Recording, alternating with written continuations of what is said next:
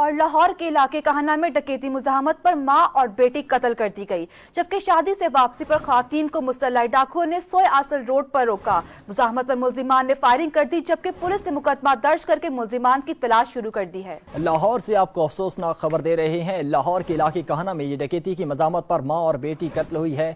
इस हवाले से मजीद बात करेंगे नुमाइंदा 7 न्यूज़ मलिक मुश्ताक से।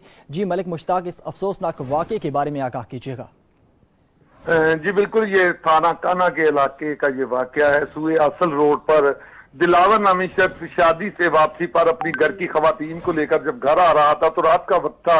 2 मोटरसाइकिल सवार डाकुओं ने इसको रोका और रोकने के बाद दिलावर से 18,000 रुपए जेब से निकाले और उसके बाद दिलावर की बीवी आयशा की बालियां उतारने की जब उन्होंने कोशिश की तो दिलावर की बीवी आयशा ने थोड़ी मजामत की, जिस पर डाकुओं ने मुश्तल होकर आयशा के सीने में गोली मारी।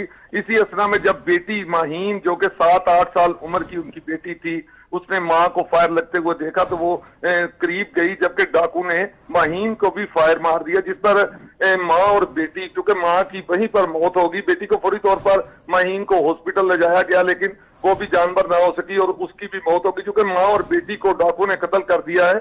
अहम बात यह है कि सुए अफजल रोड पर इसी जगह पर 2 दिन कबल पुलिस की जानिब से 2 डाकुओं को मुकाबले में मारा गया था। यहाँ पर डाकुओं की एक बड़ी टीम मौजूद है और पुलिस की जानिब से दावे भी किए जा रहे हैं कि यहाँ पर स्क्वाड लगाई जा रही है, यहाँ पर जो है ड्यूटियां लगाई जा रही है।